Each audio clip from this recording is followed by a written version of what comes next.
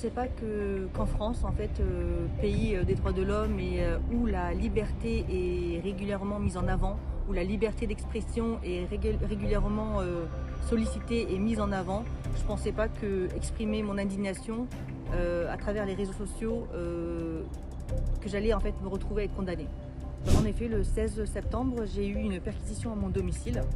Donc on me reproche en effet une série de tweets du 27 juin au 7 septembre qui sont en lien avec le génocide qui est en cours en Palestine.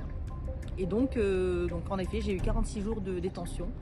Ça a été assez brutal et même traumatisante parce que je ne m'y attendais pas du tout et j'ai pu enfin parler à ma fille seulement au bout de 22e jour de détention.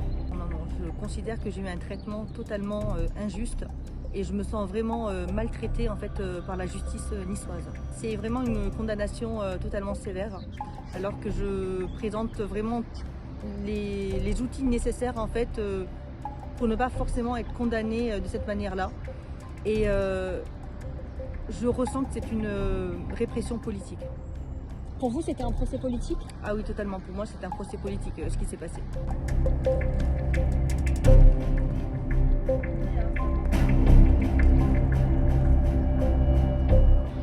En fait, moi je comprends pas pourquoi on met une personne en prison juste pour Twitter.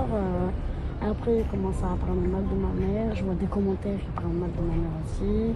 Enfin, moi, ça me fait de la peine quand même parce que ça se rare.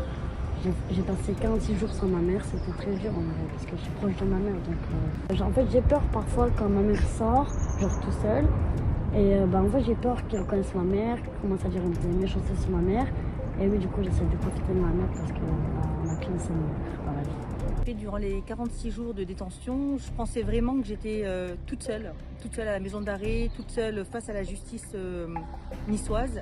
Et dès que je suis sortie, je m'étais rendu compte qu'il y avait un élan national et même international de solidarité envers ma personne, envers les condamnations qui me sont reprochées. Et même en fait je reçois énormément de messages de soutien des quatre coins du monde en fait et des personnes qui ont également été condamnées pour la même situation que moi. Tout simplement en fait je demande à la justice de réétudier mon dossier parce que je trouve vraiment que c'est énorme. Apologie de terrorisme, crime contre l'humanité, alors que j'ai seulement dénoncé le génocide qui est en cours. C'était vraiment c'est fort.